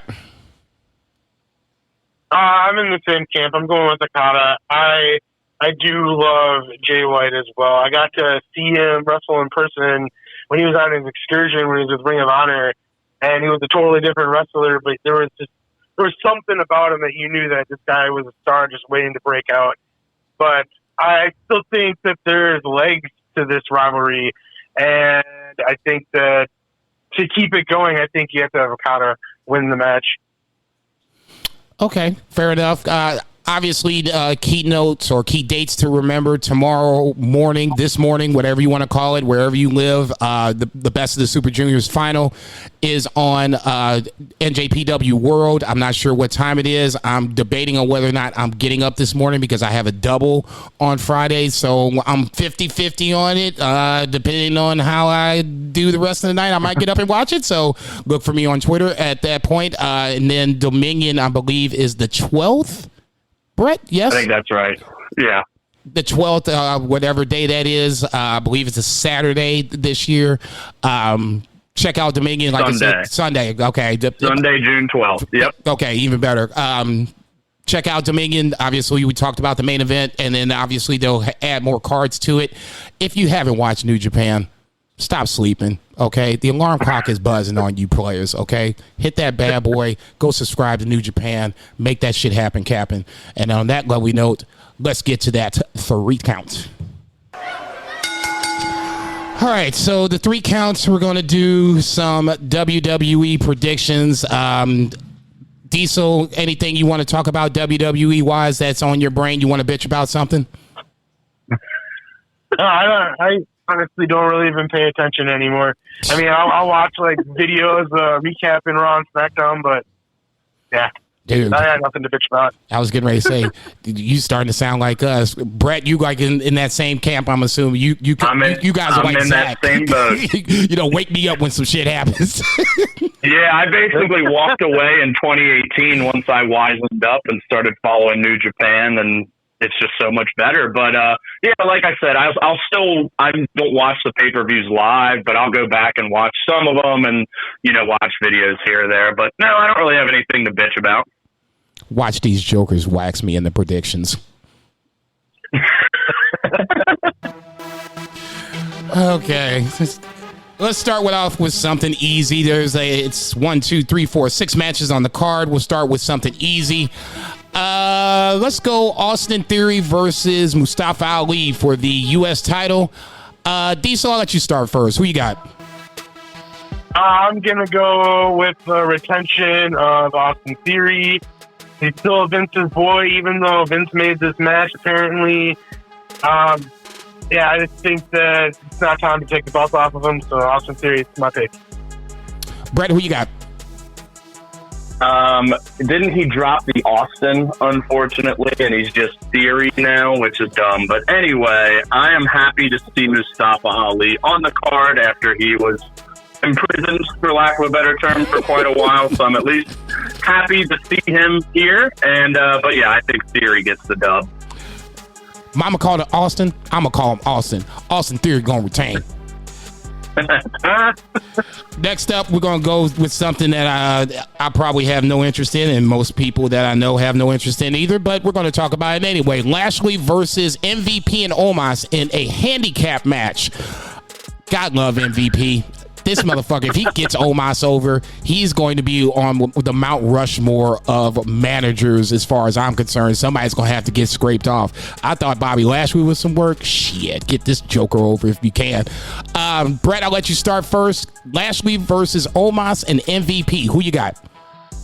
Shit, I was initially thinking Lashley, but you may have just talked me into Omos and MVP. So I'll go with those two. Diesel, who you got? It's the WWE. It's obviously going to be Omos and MVP. They're not going to waste the chance to keep Omos strong.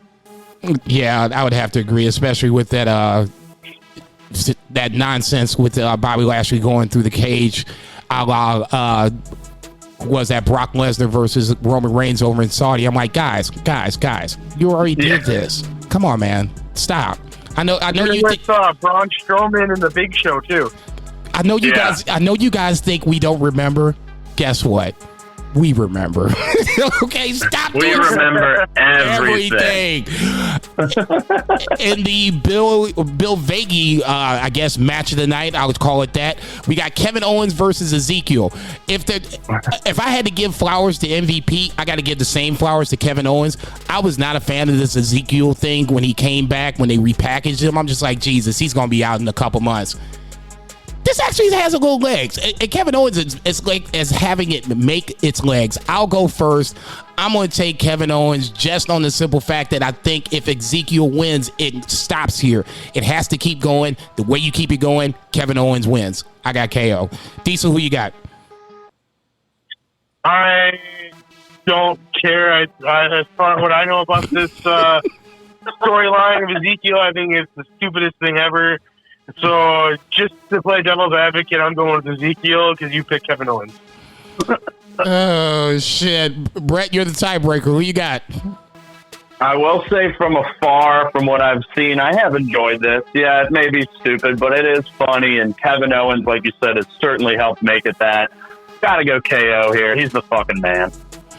See, Bill, you got another KO fan out there. Next up, we're going to go a 6-man tag, or I'm sorry, a 6-person mixed tag match. Finn Balor, well, I mean, I'm sorry, let's call it what it is. Finn Balor, AJ Styles, and Liv Morgan versus Judgment Day being Edge, Damian Priest, and one Rhea Ripley. Brett, I'll let you start first. Who you got? I will say I like seeing the imagery of Finn, AJ, and Liv doing the two sweet together. I think it's cool that Finn and AJ are together on screen finally. But I'm going with the Judgment Day. It seems like, obviously that's a new group that I think they're going to want to keep giving steam to. They did lose on Monday Night Raw, which was a little, I guess, not noteworthy because if you know how WWE works, that means they'll win. Yeah, lose on TV, win on the pay-per-view. So since Brett finished my thought, I'll just go ahead and take Judgment Day. Diesel, who you got? I mean, I'm with the both of you. Like, I don't see Judgment Day losing this match. They're rumored to have a new member join soon, so maybe this will be the time, and maybe that'll be the reason they win, and they'll distract AJ Styles again, just like WrestleMania. And Bullet Club is going to be a thing in WWE. Let's talk triple threat again. Well, not again, for the first time. The women's title match. We got Asuka versus Becky versus the champion Bianca Belair. In this tree of wisdom, we go least to most. So, Diesel, I will start with you. I'm pretty sure you know this drill.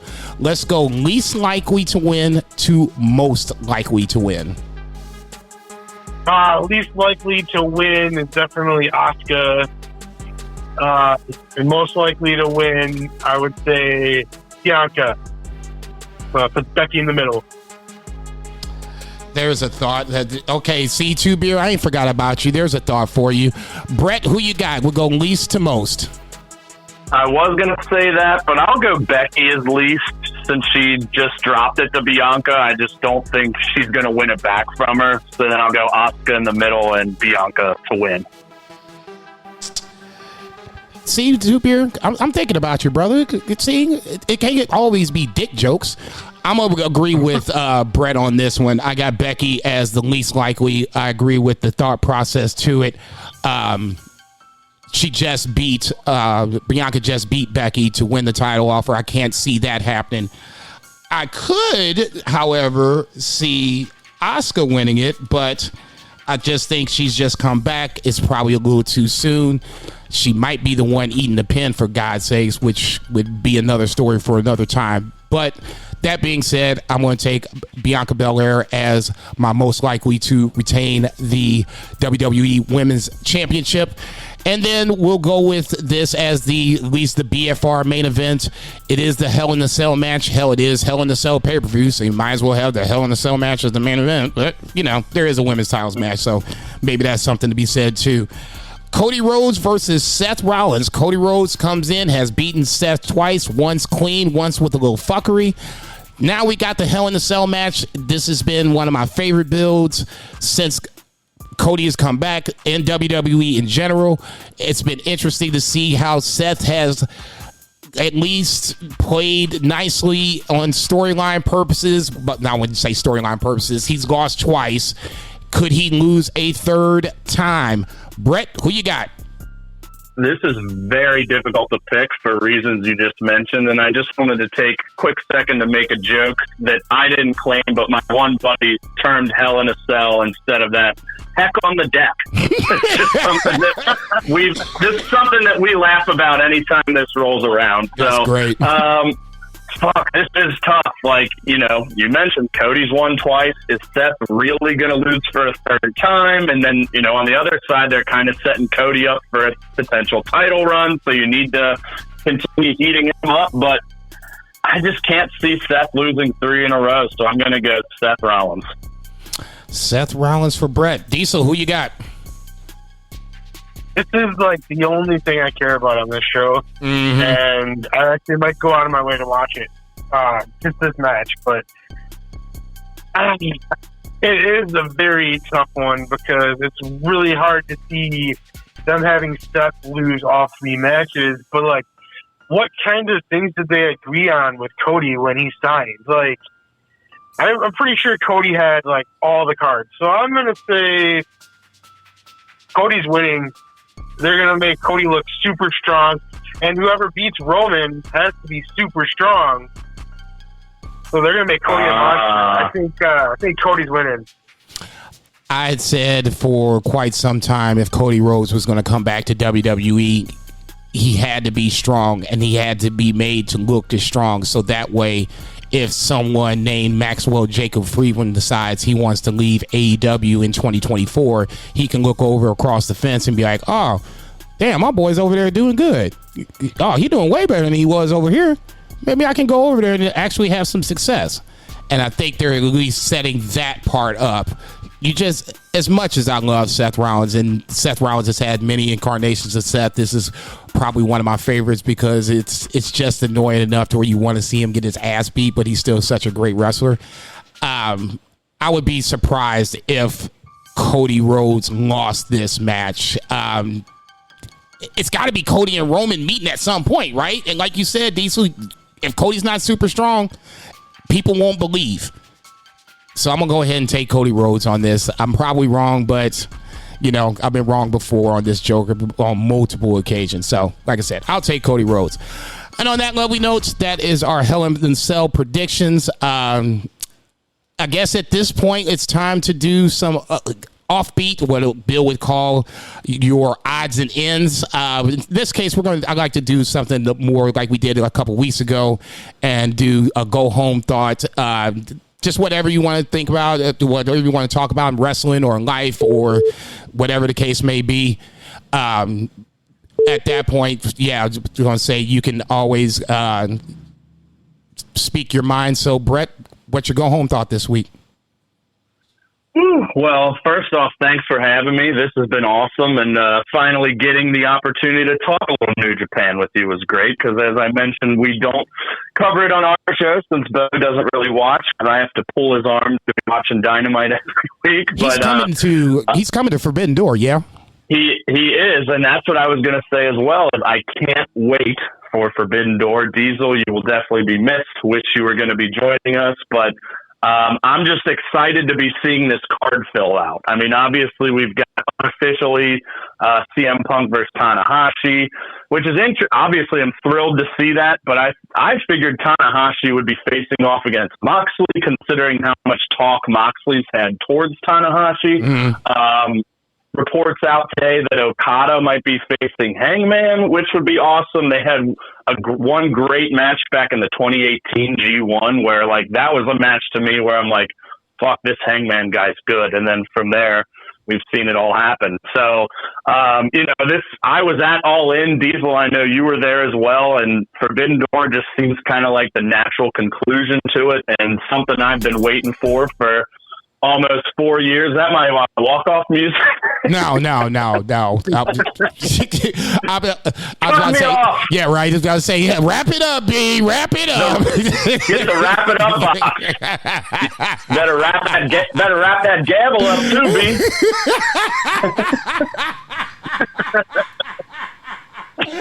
That's fucking comedy. Dave, that is one of my favorite fucking Dave Chappelle skits ever. That and what's the Black Klansman, the blind Black Klansman?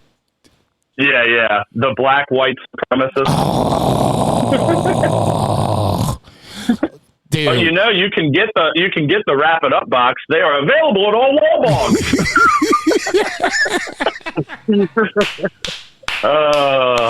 What a show that is!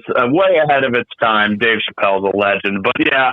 I'm just fired up for Forbidden Door and to get to meet you, JCB, in person and everyone else that's going, because one of the highlights of last year for me definitely was Bo and I trucking up to Milwaukee to hang with Diesel, High Five Tom, and Chad. We got to go to Dynamite, an indie show, and a Reds Brewers game, so we got a lot done. And there's going to be several podcasters in Chicago that weekend that I've worked with before but never met in person, and I can't fucking wait. It's going to be awesome, and shit, it'll be here before we know it. Yeah, no shit. I'm getting ready to say I got to ask off for that Monday because I'm not coming back that Sunday night. Ain't no way. Guys, green. No. About to say you asking for trouble, boss. Diesel, what you going home thought for the week? I am bummed that I'm not joining you guys, but like I already had a wedding that I already committed to, so it's horrible timing. They couldn't have picked like the weekend after. What the fuck, dude? God damn. Right. I would have been there with you guys if I didn't already have to go to this wedding. And I'm happy for you guys that you're going to be there, and I'll be watching it live. But like, I am not going to lie, I'm a little jealous just because like it's going to be a blast. Because like I've never met JCB in person before, so that'll be something that's going to happen somewhere down the road. I'm sure, but me and High Five Tom had talked about this in some form or fashion. If I'm not coming up there within the next 6 months to a year, our paths will cross. It's impossible. Oh, yeah. Okay, for sure. I was getting ready to say. Plus, we got Cincinnati, or not Cincinnati. Well, the Reds are okay, I guess, if you want to call them a Major League Baseball team. But the Brewers and the Cardinals, actually have a rivalry going on. So I mean, at some point, I expect you guys to be good this year, next year. So yeah, we'll maybe come up for a Cardinals Brewers game. I can't drink Miller Lite. That'll be a blast, dude. I was going to say anytime. Let me know. You're a Cardinals and Steelers fan.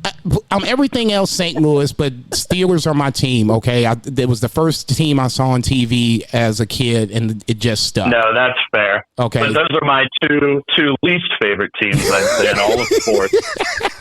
Not even really close, to be honest. But that's good. I'm glad I'm making friends on the way out the door. I still got more to go though. I wanted to ask you too. Did you pick us because you wanted a week off as well? Because we would just been super agreeable with you. So like, if you did, touche to you, sir. No, not at all. It's by no means. Honestly, the way I thought about it, and I'll just say it real quick, because I guess this was my go-home thought because it leads into Good Cop, Bad Cop. Obviously, I've been on Good Cop, Bad Cop twice. I've been on View from the Top Rope twice. Have I been on since you guys turned 2.0? No? No, we haven't. I think so. I think we've only had Mike on since we've turned 2.0. It was a super toxic episode. Ooh. Oh, I bet. That sounds like something to listen to. And obviously, Brainbuster Boys are like the hot new podcast on Visionary Gold Media. They got their own damn sponsor in Manscaped. I know I'm stepping on your toes, Brett, but I'll let you do that in 30 seconds. So in that scenario, I was like, okay, let's get the hot podcast. Let's get the guys that I owe one to. I'm never sure if Graham or Matt can record during the day as it stands right now. It is it's 5, almost 5:45 Central Standard Time. So I'm not sure what the time difference is. It was just easier in this scenario to do somebody that's in the States, so to speak. But well, that's my go home to know that we were your second choice. You were the first choice, motherfucker. They were the second. Brainbuster Boys were the second Is choice. that what you're saying right now? No. You're saying you were going to say good cop, bad cop over us. That's what I'm hearing. No. They were okay. If you really want to be, if you want me to be the heel, this is me being the heel. You were the first choice. Brainbuster Boys was the second. Good cop, bad cop was the third. There you go. I'm the heel. There you go. So wait, so you're saying I'm the king of VGM then? I think so. I was about to say, I don't know about all that. I was going to say, I know I'm not going to be on Good Cop, Bad Cop anytime soon. It was just how I thought it could work out. I love everybody, damn it. I'm trying to get us all on one podcast. You see this shit happening, right? Stop getting me in trouble, Diesel. This is bad from Ringside. All right, let's plug your podcast. Brett, go first. Diesel, you're going to waste it. You should go over here throwing me underneath the bus. Brett, give us your podcast, give us your socials, all that good stuff. Where can we find you? Yes, we are the Brainbuster Boys, myself and my partner, Bo, which if you haven't listened to our show, our kind of thing was he was not a wrestling fan at all, and I roped him in and made him one, so he kind of gives that unique casual fan perspective, and he's also just a very funny person. And we've had a lot of characters and storylines on our show that he writes a lot of the scripts, and we have a ton of fun. But we are part of the Visionaries Global Media Network, so you can find us through there on all major podcasting platforms. We also have our own feed under Brainbuster Boys. Twitter at Brainbuster Boys, Instagram at Brainbuster Boys, although I haven't posted in a while, YouTube, Brainbuster Boys. Check us out. We have a lot of fun. So I'm guessing the main place to look is just basically Brainbuster Boys. For sure. Diesel, plug your show, baby. Where can we find you? Yeah, we're on VFTR 2.0. Me and Chad, and we drop every Thursday. We're okay. Like we're no Brainbuster Boys, but I mean we're okay. Oh, come on! You guys are great. We also run the network too. So if you're listening and you want to have a podcast on our network, we have openings. Like basically, all you have to do is send in your podcast and be like, dude, you're hired. Like I had to search out Brainbuster Boys, and then it was almost like they wanted to sign like an ironclad contract, and I'm just like, dude, I don't care. Do whatever you want. It's your show. Yeah, I wanted big like Big Show's ironclad contract. My first interaction with Brett was discussing the terms, and I'm like, oh, this is gonna be fun, but okay, so anyway, see, more if you want to join the network, send your podcast to Visionaries Global Media at gmail.com. I'll get in touch with you and we'll put you on. It doesn't have to be about wrestling either. It can be about grilled cheese. I don't care, anything. I mean, there is a line though, and if you cross that line, we're definitely not airing you. But you know what that line is. That's Comedy Central. See, another reason why I had you on. You're the boss. Why would I not have the boss on? Sorry, Good Cop, Bad Cop. It's my bad. I know I'm going to be suspended for the next 30 days or some shit, whatever you want to throw me underneath the bus for, but got to have the boss on this one. He upsold the shit. You know, it puts the little coins in Edna May's pocket for her to go off to graduation in college someday. So on that lovely note, let's start to get up out of here. This is the Bayford. Oh, no. That was the one time I pressed the wrong button. Well, everybody, I know there's tons of podcasts you listen to, so thank you for listening to ours. For Diesel, View from the Top Rope. For Brett, Brainbuster Boys, for Bill Vagey, for Two Beer Zach Pullman, for Lucha Chris, for Patriot Pat, for Bo. Thanks for the AKA. Always remember, for the tag team champion, the Cats, Billy and Lucifer. They've been awfully quiet, so I got to go figure out what the fuck they're doing. Always remember, support your local drug dealers, support your local restaurants, Black Lives Matter, and everybody remember, boo the fucking heels, bitch.